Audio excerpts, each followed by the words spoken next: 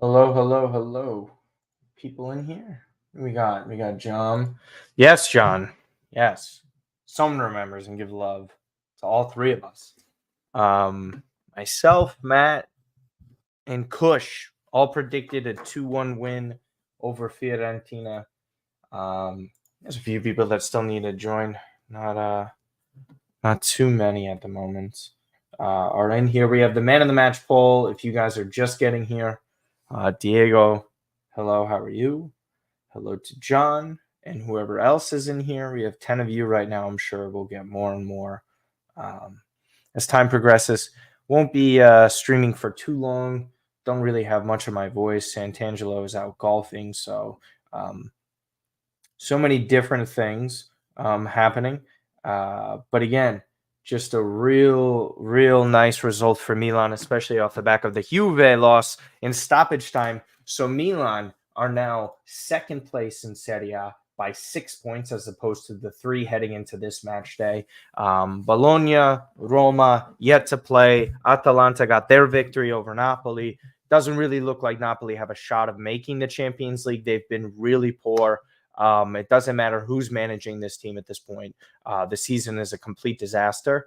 And as for Juve, they're unraveling. I think Bologna, Roma are better sides this year. I think Juve have gotten better results over the course of the season, but now they have 1 win in their last 9 matches, whereas Milan are pretty much firing on all cylinders.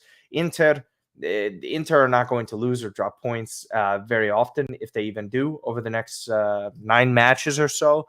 But even with that, Milan gaining a little position on them. If Milan can get this within single digits, it might be a respectable finish.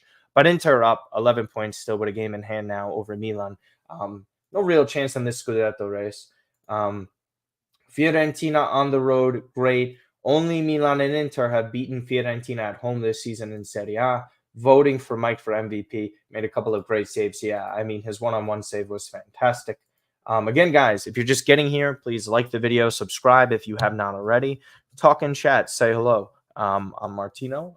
No Matt Santangelo today with that. But again, if you also missed our preview pod earlier this week with Football Kush, a good friend of ours and another great Milan YouTuber, be sure to go and check that out. We all had a 2-1 win for Milan, and we thought it was going to be a tough one. Hey, Sabrina, how are you? Happy Easter to everybody who does celebrate, by the way. And happy Ramadan as well. TG had a really good one. Yeah, that assist to Leao was actually a really good pass. Good point by you guys. Marco needs to lie down. Yeah, I think a bunch of people need to lie down after that one. That was just one of the more interesting matches that Milan will be playing. But again, a tough opponent on the road, 3 points. But yeah, let's get into some of this, right? Let's talk about the man of the match. I think this one's a fairly easy one to vote on. Rafael Leao, great assist and goal. Should have had multiple assists in this one. Whether or not he seemed a little selfish on one of the chances where Terracciano stopped it and Chukwueze could have scored a tap in. And Chukwueze we'll get to in a little bit here. But again, having that just Rafa as a weapon is just incredible. We'll check on some injury updates or if he got subbed off for an injury and all that stuff a little bit later. We'll get into that.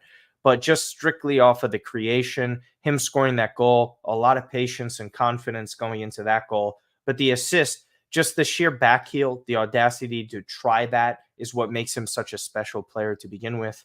Really hard to find any critiques within this Leao one. He also should have been one in. He could have had 4 to 5 goal contributions today. That's how good he was, how good he has looked over the past few weeks, especially and overall just in 2024. So another game where he gets a goal and an assist.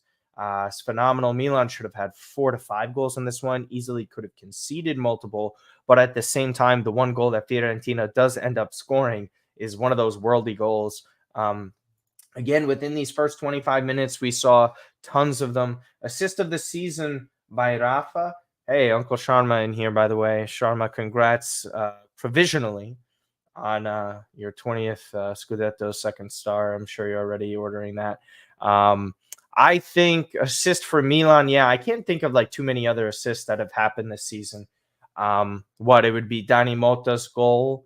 I think we could all say. His goal of the season in Serie A so far, and maybe for Leao. I know some people are going to knock the assist because the defender went down, but again, I don't think people kind of understand the difficulty of just getting that pass off to begin with, and putting it in an area. It's no one's fault if a player falls down. If that's the case, then half of Messi's goals aren't good because he just destroys everybody. His best ever goal was when Boateng looked terrible. So again, Sharma, how are you feeling in this home stretch for Inter, by the way? Just very curious. We haven't gotten a chance to talk about that. Only me and Giroud seems to look forward to the USA too soon. I mean, listen, Giroud has done great things for the club, scored some very big goals, maybe some more big goals yet to come in Europa League and whatever happens in Serie A, but it really just looks like a second place finish for Milan. And again, with that, I think you just have to tip your cap to what he provided. Matt, Kush, and I all discussed everything that he brought to the team and in the last podcast. So again, highly suggest you guys go and listen to that. Have that at the bottom of the ticker here. And so again, with this, there were some easy chances that Milan missed. And then it immediately kind of went to the sloppiness. Mike Maignan with his one-on-one save was great to see. He looked far more confident. The ball he played up to Chukwueze, or it could have been Loftus-Cheek, was just fantastic. It was prime Maignan. I think this was easily his best performance since being abused at Udinese, who, it really seemed like he wasn't the same mentally, physically wasn't looking that great, but, he has some inconsistencies there. But just his ability to be confident, he wasn't parrying any of these shots into open space where they could be rebounded and scored. These were really good deflections and saves that went out for corners and out of danger. So I was really happy for him to put in this type of performance. But yeah, Anthony Privitera in here. No, come on, Anthony.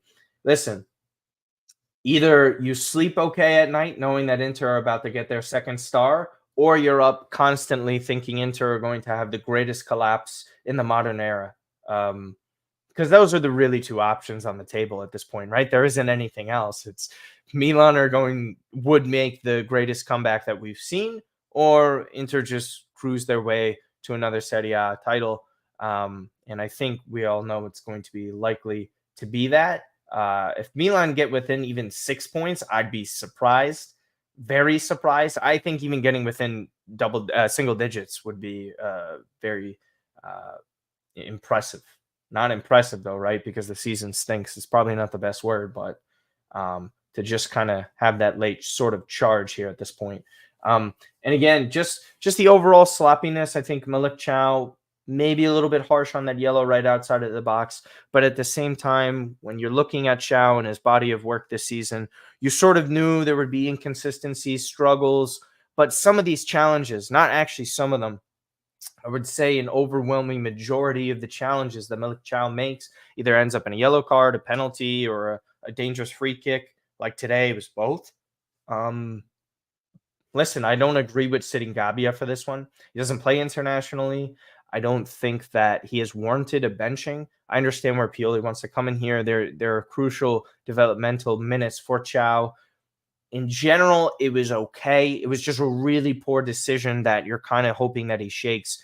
This is why there's some sort of argument for him to be on loan and grow as a player. When you're starting at Milan, where they have these objectives and goals for the entire season, you can't have a player like this who is inconsistent for the most part and just making reckless challenges and plays. That's ultimately what Malik Chaw has been for Milan in 23-24. But again, this is kind of expected. Didn't really play for Schalke as a starter in the top flight league in Bundesliga. It was Bundesliga 2 where he was getting more of his minutes in. It was great for his development. But again, we have to remember this player, 23 and under, this is going to take some time. And especially at the position that he plays at, it's a lot of trial and error over the course of a career. But I think Pioli played it fine. He subbed off Chaw at halftime, didn't want to risk anything. Gabbia comes in, who has been the best defender in 2024, but not much competition for that one, right? But again, it was really great to kind of see that. They saw out the rest of the match. Again, Fiorentina, plenty of chances here. Duncan scores a worldie of a goal. Having Duncan score and provide that sort of spark for Fiorentina almost immediately after Milan scoring, we see the 3-minute gap between every single goal. Milan obviously getting that goal with Loftus-Cheek, and then Duncan scores that worldie, and then again Leao going there for the winner. So again, this one was all Rafa Leao, the assist, the winning goal.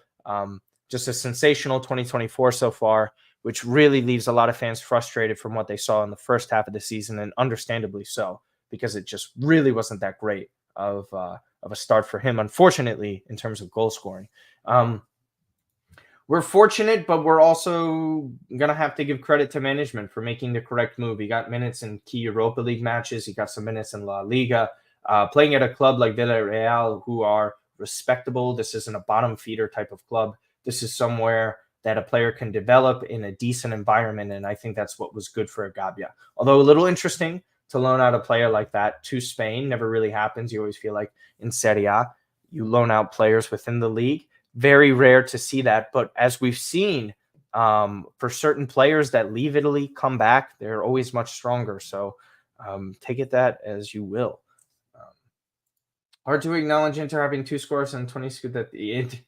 Listen, man, nobody won those on the pitch. I think it's Inter had to take the Scudetto, but it wouldn't sit right with me. Just because I didn't also love getting the Champions League 4 spot with Juve. But, you know, it is what it is.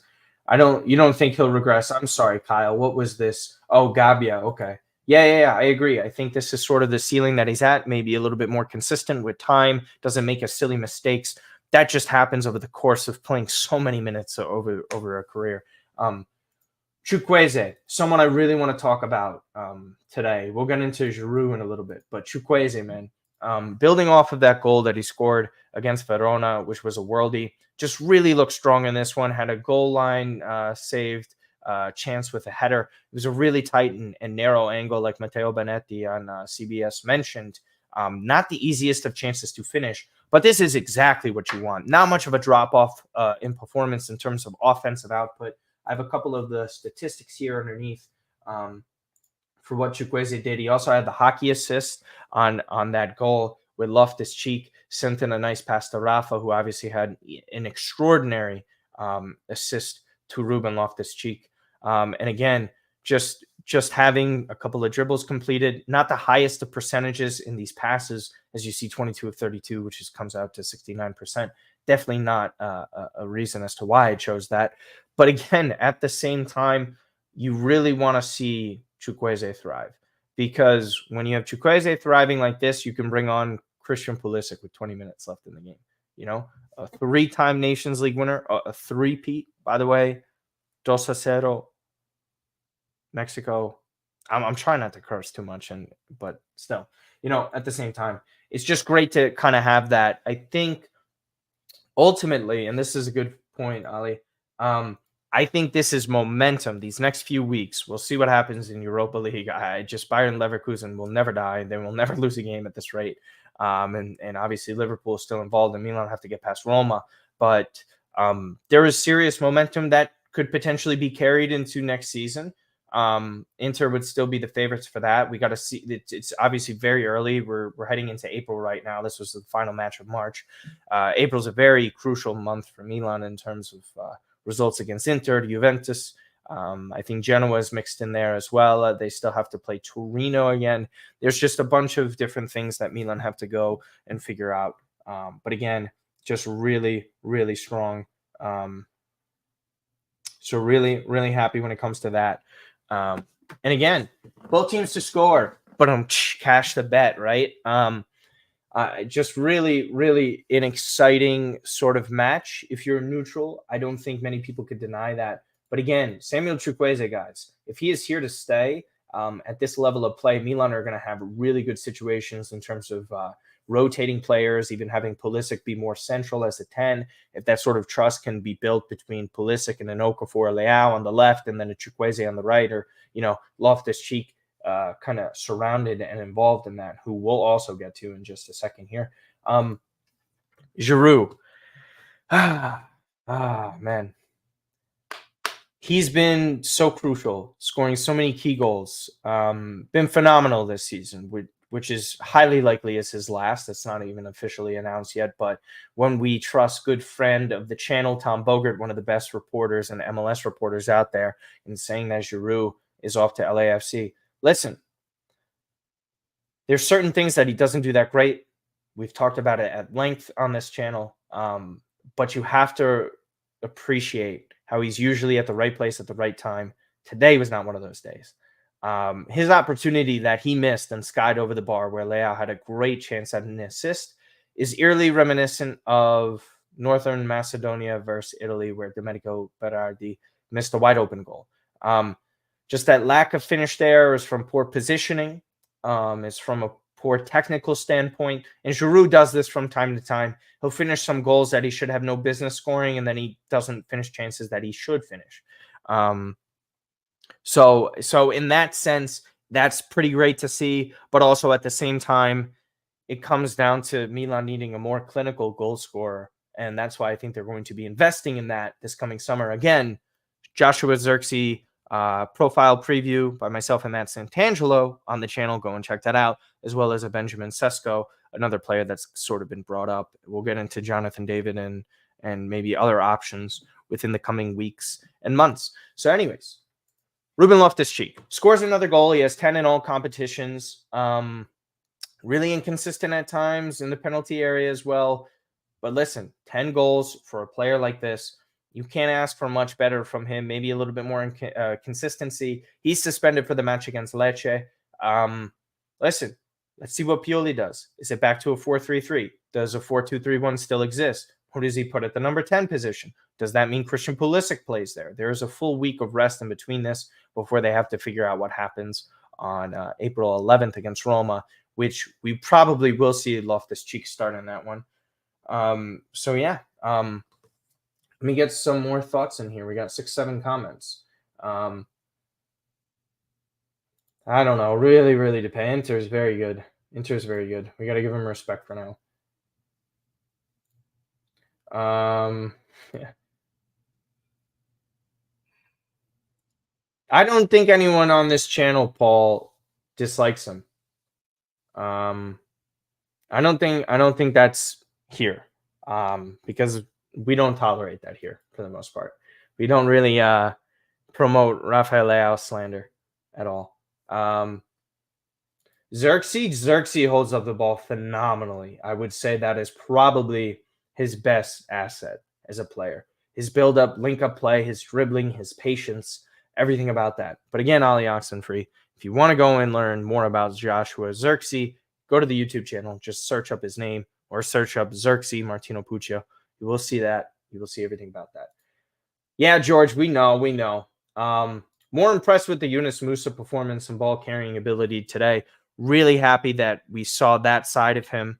And with that, I think that's important for him to carry out games, to finish these chances where you're holding up the ball, you're drawing fouls. Him and Okafor had a good link up.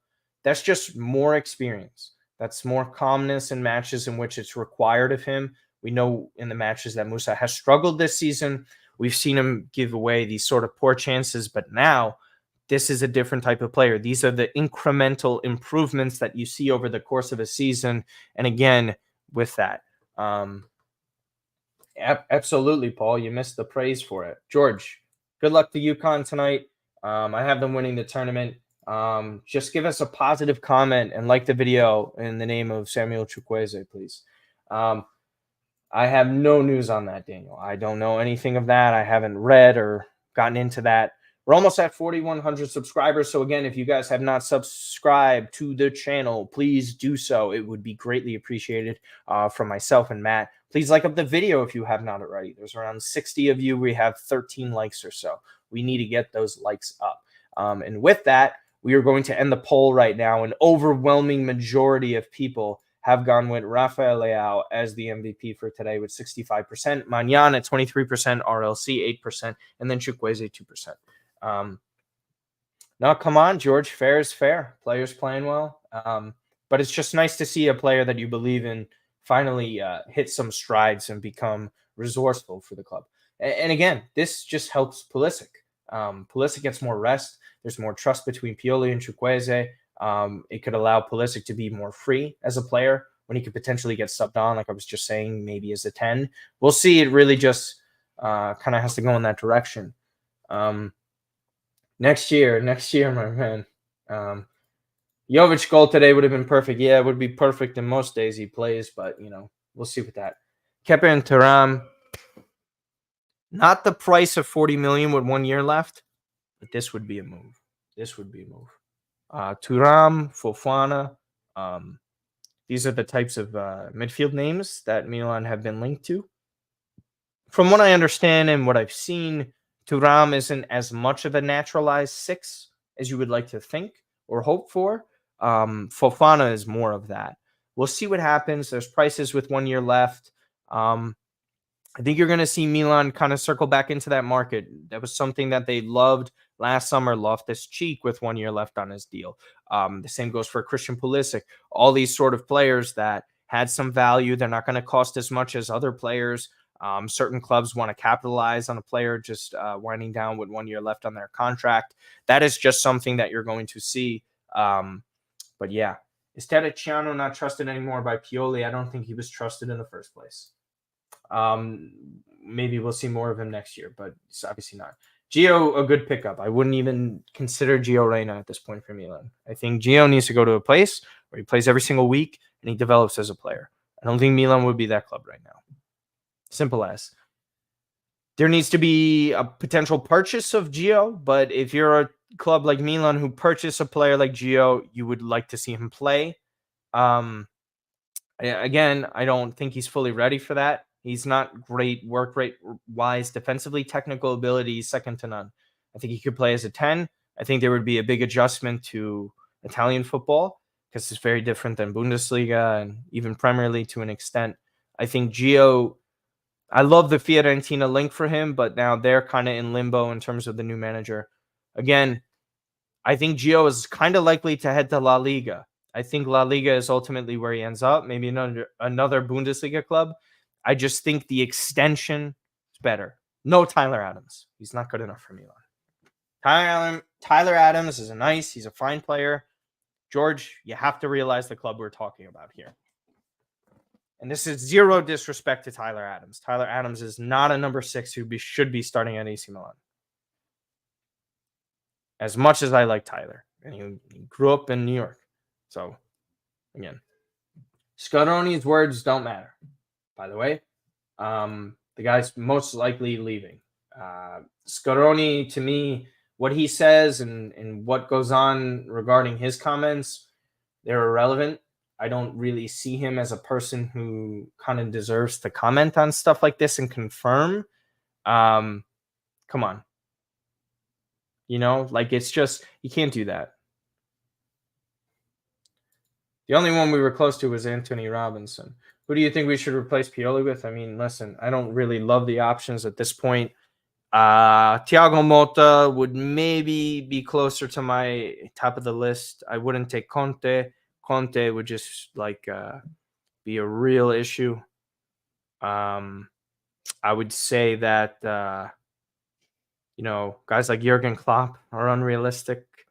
There's nothing that we could really sit here and say I love a manager to hire that's available. That's reasonable for Milan. Desire to be incoming.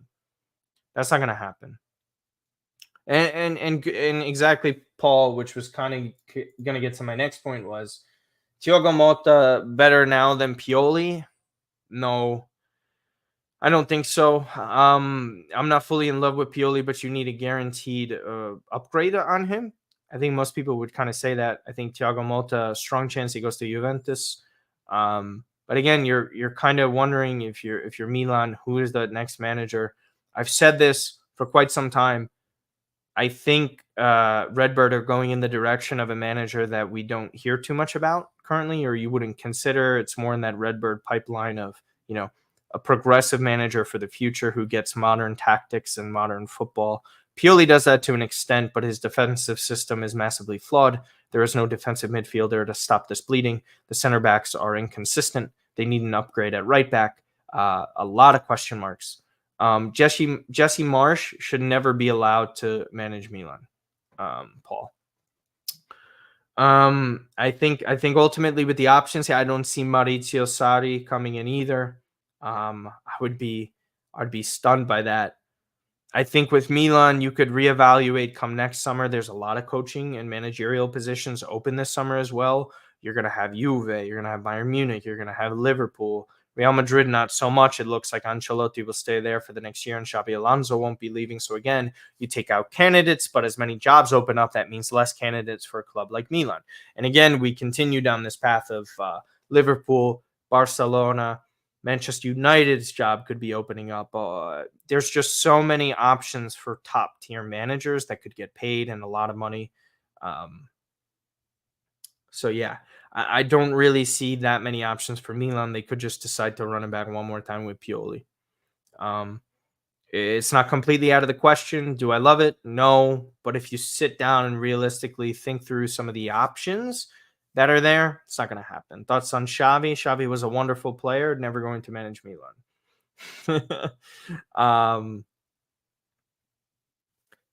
I mean, listen, Pioli has his faults. He doesn't rotate very well. He doesn't do a good job in terms of developing a defensive system that should have a fan base very proud. Okay. With Pioli, those are kind of some of the flaws. I think they play decent football at times with him, but it's just way too much. Marco, you just missed me. Say Conte, no, it's just not going to work with Redbird. I'd be very surprised.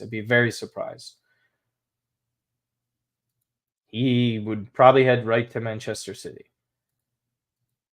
I think against Roma should and will be prioritizing top four. When you see these players slump the way they slump at Juventus, Bologna, Xerxes is out with injury. Again, you're kind of looking at Roma focusing on getting back to the Champions League next year, which is their goal. Is it to go through Milan, Bayern Leverkusen, and then probably Liverpool, or just win your games in Serie A and take one game a week?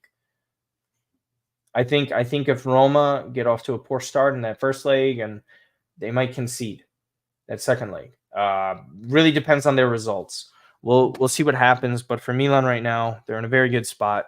We're kind of winding on down. We're getting to the 30-minute range here. Myself and Matt Santangelo will be recording a podcast this coming week. So that's going to be exciting. We're trying to get another guest on for that. We hope you guys enjoyed the Kush episode so much. We saw all the positive feedback with that. We really appreciate every single one of you guys. We kind of sound like we're beating a dead horse here. But again, truly appreciate you guys. If you haven't checked out the last pod, please go and do so on the channel. And again, if you haven't seen the entirety of this post-match show, please feel free to go and do so. It's around 30 minutes. We cover a litany of topics. And again, we appreciate all your support. Happy Easter to all those who celebrate, and happy Ramadan as well. I think that's the proper term used for that holiday. So again, love you guys. Appreciate you guys. Milan are 6 points clear of Juventus into second place. We'll see what happens, but it's looking more and more likely that Milan will secure Champions League football for next season. Other than that, thank you guys so much. Take care.